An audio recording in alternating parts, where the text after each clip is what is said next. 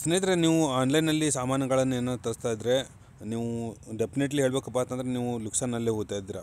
ಯಾಕೆಂದರೆ ನೀವು cash back earn ಮಾಡಬೇಕಾಗಿತ್ತು, ನೀವು ಅರ್ನಿಂಗನ್ನು ನೀವು ಮಿಸ್ ಮಾಡ್ಕೊಳ್ತಾ ಇದ್ದೀರಾ. ಪ್ರತಿ ಬಾರಿ ನೀವು ಏನೇನು ತರಿಸ್ತಾ ಇದ್ದೀರಾ ಅಷ್ಟೊಂದು ನೀವು ಏನಪ್ಪ ಅಂತಂದರೆ ನೀವು ಲುಕ್ಸಾನಲ್ಲಿ ಹೊರಟಿದ್ದೀರ. ಯಾಕೆಂದರೆ ಅಮೆಝಾನಲ್ಲಿ 4%, ಫ್ಲಿಪ್ಕಾರ್ಟ್ನಲ್ಲಿ 7%, ಶಾಪ್ಕ್ಲೂಸಲ್ಲಿ 7%, ಇನ್ನು MKPನಲ್ಲಿ 15%, ಮೆಂತ್ರಾನಲ್ಲಿ 6%, ಬೈಕೂರಿನಲ್ಲಿ 70% ಸಿಗುತ್ತೆ. ಜೊತೆಗೆ ಪೋರ್ಟ್ರೋನಿಕ್ಸಲ್ಲಿ 4%, ಶಾಪ್ ಈಸಿನಲ್ಲಿ 7%, ಒನ್ ಪ್ಲಸ್ಸಲ್ಲಿ 2%, ಆಜಿಯೋನಲ್ಲಿ 8%. ಹೀಗೆ ನೀವು ಯಾವುದೇ ಒಂದು ಅಂದರೆ ಏನಪ್ಪ ಅಂತಂದರೆ ಒಂದು ಇ-ಕಾಮರ್ಸ್ ಆ್ಯಪ್ನಲ್ಲಿ ಹೋಗಿ ನೀವು ಏನಾದರೂ ಆರ್ಡರ್ ಮಾಡ್ತಾ ಇದ್ದಾರೆ, ಸಾಮಾನುಗಳನ್ನು ತರಿಸ್ಕೊಳ್ತಾ ಇದ್ದಾರೆ, ದಯವಿಟ್ಟು ನೀವು ಇದನ್ನು ಯೂಸ್ ಮಾಡಿಲ್ಲ ಅಂದರೆ ನೀವು ಟೋಟಲಿ ಡೆಫಿನೆಟಾಗಿ ನೀವು ಹೇಳ್ಬೇಕಂದ್ರೆ ನೀವು ಲುಕ್ಸಾನಲ್ಲಿ ಇದ್ದೀರಾ ಅಂತ, ನಿಮ್ಗೆ ಲಾಸ್ ಆಗ್ತಾಯಿದೆ ಅಂತಲೇ ಅರ್ಥ. ಯಾಕಂದರೆ ಇಲ್ಲಿ ನೋಡ್ಬೋದು ವ್ಯಾಲೆಟಲ್ಲಿ ನೋಡ್ಬೋದು ನನಗೆ 984 ರೂಪಾಯಿಗಳ ಒಂದು ವ್ಯಾಲೆಟ್ನಲ್ಲಿ ದುಡ್ಡು ಸಿಕ್ಕಿದೆ. ಅಂದರೆ ನನಗೆ ಅರ್ನಿಂಗ್ ಆಗಿದೆ ಇಲ್ಲಿ. ಯಾಕಂದರೆ ನಾನು ಆನ್ಲೈನ್ ಮಾಡೋದ್ರಿಂದ ನನಗೆ ಕ್ಯಾಶ್ ಬ್ಯಾಕ್ ರೂಪದಲ್ಲಿ ಈ 984 ರೂಪಾಯಿ ಒಂದು ಅರ್ನಿಂಗ್ ಆಗಿದೆ.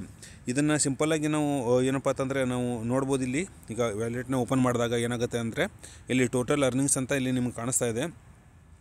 ಈ ಅರ್ನಿಂಗ್ಸ್ ನೋಡ್ಬೇಕಂದ್ರೆ ಈಗ ನಾವು ಅದರದ್ದು ಅರ್ನಿಂಗ್ ಯಾವ ಥರ ಆಗಿದೆ ಅಂದರೆ ಇದು ಹಿಸ್ಟ್ರಿ ಕೂಡ ಇಲ್ಲಿ ಓಪನ್ ಆಗುತ್ತೆ. ಓಪನ್ ಆದಾಗ ಇಲ್ಲಿ ಆರ್ಡರ್ IDs ನೋಡ್ಬೋದು. ನಾನು ಆರ್ಡರ್ ಮಾಡಿದ್ದೀನಿ ಯಾವ್ಯಾವ ಥರನಾಗಿ ಅಂದರೆ ಇಲ್ಲಿ ಅರ್ನಿಂಗ್ಸ್ ನನಗೆ ಸಿಕ್ಕಿದೆ ಅಂತ. ಅಮೆಝಾನ್ ಆರ್ಡರ್ ಮಾಡಿದ್ರೆ 12 ರೂಪಾಯಿ, ಇಲ್ಲಿ ಫ್ಲಿಪ್ಕಾರ್ಟಿಂದ 105 ರೂಪಾಯಿ, 8 ರೂಪಾಯಿ, ಈ ಥರನಾಗಿ ಪ್ರತಿಯೊಂದು ಈಗ ನೀವು ನೋಡ್ಬೋದು ಟ್ರಾನ್ಸಾಕ್ಷನ್. ಹೀಗಾಗಿ ಕಂಟಿನ್ಯೂ ಅಂದರೆ ನೋಡಿ ಇಲ್ಲಿ ನೀವು ನೋಡ್ತಿದ್ದಂಗೆ ಪ್ರತಿಯೊಂದು ಅಂದರೆ ನನಗೆ ಟ್ರಾನ್ಸಾಕ್ಷನ್ ಆಗಿ ನನಗೆ ಇಷ್ಟೊಂದು ದುಡ್ಡು ಈಗ ನನಗೆ ಬಂದಿದೆ. ಈ ಥರ ನೋಡಿದೆ. ಈಗ ನೋಡಿ ಇಲ್ಲಿ ಕನ್ಫರ್ಮ್ ಆಗಿರ್ತಕ್ಕಂಥ ಈ ಟ್ರಾನ್ಸಾಕ್ಷನ್ ಅಂದರೆ ನನಗೆ ಈಗ ಯಾವ ಬೇಕಾದಾಗ ಕನ್ಫರ್ಮ್ ಆಗಿರ್ತಕ್ಕಂಥ ಅಮೌಂಟ್ನ ನಾನು ವಿಡ್ರಾ ಮಾಡ್ಕೋಬೋದು. ಇನ್ನು ಪೆಂಡಿಂಗ್ ಅಂತ ಇರ್ತಕ್ಕಂಥ ಏನಾಗಿರ್ತಾವಪ್ಪ ಅಂತಂದರೆ ನಾವು ಆರ್ಡರ್ ಮಾಡಿರ್ತೀವಿ ಸದ್ಯಕ್ಕೆ, ಅಂದರೆ ರಿಟರ್ನ್ ಅಂದರೆ ಆರ್ಡರ್ ಮಾಡಿದ ಒಂದು ವಸ್ತುವಿನ ಒಂದು ರಿಟರ್ನ್ ಮಾಡತಕ್ಕಂಥ ಪಾಲಿಸಿ ಟೈಮ್ ಇರುತ್ತಲ್ಲ, ಅದು ಮುಗಿಯೋವರೆಗೂ ಅಂದರೆ ಇದು ಕನ್ಫರ್ಮ್ ಆಗೋದಿಲ್ಲ. ಅದು ಮುಗಿದ ತಕ್ಷಣ ಇದು ಕನ್ಫರ್ಮ್ ಆಗುತ್ತೆ. ಕನ್ಫರ್ಮ್ ಆದಾಗ ನಾವು ಯಾವಾಗ ಬೇಕಾದಾಗ ಅದನ್ನು ದುಡ್ಡನ್ನು ವಿಡ್ರಾ ಮಾಡ್ಕೋಬೋದು. ಇನ್ನು ಏನಪ್ಪ ಅಂತಂದರೆ ವಿಡ್ರಾ ಮಾಡ್ಕೊಳ್ಳೋದ್ರಲ್ಲಿ 2 ಆಪ್ಷನ್ ಇದೆ. ಈಗ ನೋಡ್ಬೋದು, ಈಗ 803 ರೂಪಾಯಿಲಿ ವಿಡ್ರಾ ಮಾಡ್ಕೊಳ್ಳೋಕ್ಕೆ ನನಗೆ ಸದ್ಯಕ್ಕೆ ಅವೈಲೇಬಲ್ ಇದೆ. ಯಾಕಪ್ಪ ಅಂದರೆ ಮೊದಲೇ ಹೇಳಿದಾಗೆ ಇಲ್ಲಿ ಇದು ಇನ್ನೂ ಈಗ 3 ಟ್ರಾನ್ಸಾಕ್ಷನ್ಸು ಇನ್ನೂ ಕನ್ಫರ್ಮ್ ಆಗಿಲ್ಲ. ಸ್ವಲ್ಪ ದಿನಗಳ ನಂತರ ಇದು ಕನ್ಫರ್ಮ್ ಆಗುತ್ತವೆ.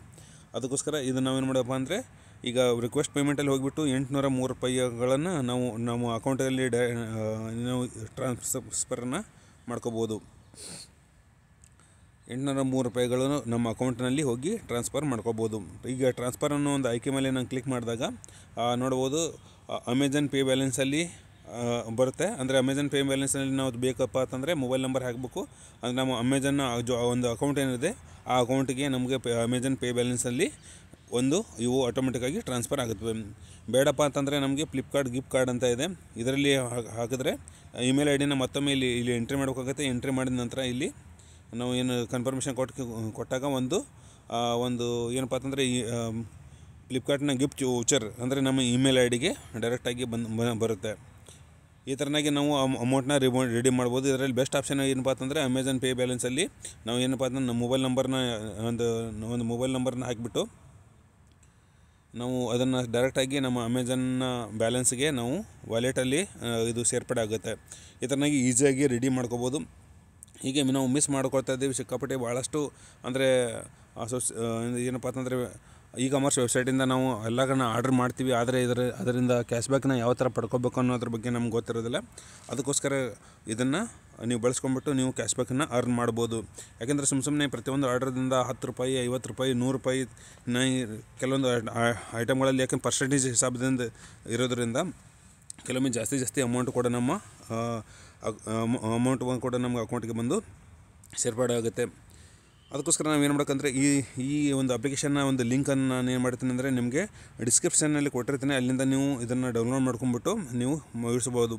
ಇದು ಟೋಟಲಿ ಸೇಫ್ ಆಗಿರ್ತಕ್ಕಂಥದ್ದೇ. ಇದು ಒಂದು ಲೀಗಲ್ ಆಗಿರ್ತಕ್ಕಂಥ ಒಂದು ಏನಪ್ಪ ಅಂತಂದರೆ ಇದು ವೆಬ್ಸೈಟ್ ಆಗಿದೆ. ಇದು ಏನಪ್ಪ ಅಂತಂದರೆ ಯೂಸ್ ಮಾಡೋದು ಹೇಗೆ ಅಂದರೆ ನಾವು ಪ್ರತಿ ಬಾರಿ ಏನು ಮಾಡಬೇಕಪ್ಪ ಅಂತಂದರೆ ಶಾಪಿಂಗ್ ಮಾಡೋಕ್ಕಂತ ಯಾವುದೇ ಶಾಪಿಂಗ್ ಸೈಟಿಂದ ನಾವು ಓಪನ್ ಮಾಡಬೇಕಾದ್ರೆ ನಾವು ಅನ್ಕೊಳ್ಳೋಣ, ಸಪೋಸ್ ನಾವು ಫ್ಲಿಪ್ಕಾರ್ಟ್ನಿಂದ ನಾನು ಆರ್ಡರ್ ಮಾಡಬೇಕು ಅಂದ್ಕೊಳ್ತಾ ಇದ್ದೀನಿ. ಅದಕ್ಕಿಂತ ಮುಂಚೆ ಈ ಅಪ್ಲಿಕೇಶನ್ನ ಓಪನ್ ಮಾಡಿಬಿಟ್ಟು ಕೇವಲ ಇದರ ಮೇಲೆ ಕ್ಲಿಕ್ ಮಾಡಬೇಕು. ಕ್ಲಿಕ್ ಮಾಡಿದ ನಂತರ ಇಲ್ಲಿ ಅರ್ನ್ ಅಪ್ ಟು 7% ರಿವಾರ್ಡ್ ಅಂತ ಇದೆ, ಇದರ ಮೇಲೆ ಕ್ಲಿಕ್ ಮಾಡಬೇಕು. ಕ್ಲಿಕ್ ಮಾಡಿದಾಗ ಏನಾಗುತ್ತೆ ಇಲ್ಲಿ ರಿವಾರ್ಡ್ ಆ್ಯಕ್ಟಿವೇಟೆಡ್ ಅಂತ ಆಗುತ್ತೆ. ಇಲ್ಲಿ ರಿವಾರ್ಡ್ ಆ್ಯಕ್ಟಿವೇಟೆಡ್ ಅಂತ ಆಗ್ತಿದ್ದಂಗೆ ನಾವೇನು ಮಾಡೋದಂದರೆ ಇನ್ಮೇಲೆ ನಾವು ಹೋಗಿ ಫ್ಲಿಪ್ಕಾರ್ಟಲ್ಲಿ ಸೈಟಲ್ಲಿ ಹೋಗಿದ್ದೀವಿ. ಇದರಿಂದ ನಾವು ಏನೇ ಬೇಕಾದ ಸಾಮಾನುಗಳನ್ನು ನಾವು ಇಲ್ಲಿ ಆರ್ಡರ್ ಮಾಡ್ಬೋದು. ಅದೇ ರೀತಿ ನಾವು ಬ್ಯಾಕ್ ಹೋದರೆ ಒಂದು ಸರ್ತಿ ಬ್ಯಾಕ್ ಹೋದರೆ ಮತ್ತೆ ವಾಪಸ್ ಅದೇ ಸೈಟಿಗೆ ಬರ್ತೀವಿ ನಾವು.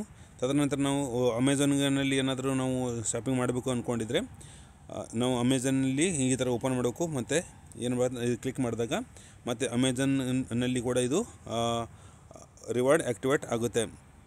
ರಿವಾರ್ಡ್ ಆ್ಯಕ್ಟಿವೇಟ್ ಆಗಿ ಡೈರೆಕ್ಟಾಗಿ ನಮ್ಮ ಅಮೆಝಾನ್ನ ಒಂದು ವೆಬ್ಸೈಟ್ಗೆ ಇದು ಕರ್ಕೊಂಡು ಹೋಗುತ್ತೆ. ಇದರ ನಾವು ಬೇಕಾದನ್ನು ಆರ್ಡರ್ ಮಾಡಿದಾಗ ನಮಗೆ ಅಮೆಝಾನಲ್ಲಿ ಏನೇ ಪರ್ಚೇಸ್ ಮಾಡಿದ್ರು ಅದಕ್ಕೆ 4% ಅಂದರೆ ನಮಗೆ ಕ್ಯಾಶ್ ಬ್ಯಾಕ್ ನಮಗೆ ಅರ್ನ್ ಆಗುತ್ತೆ, ನಮಗೆ ರಿಟರ್ನ್ ಸಿಗುತ್ತೆ.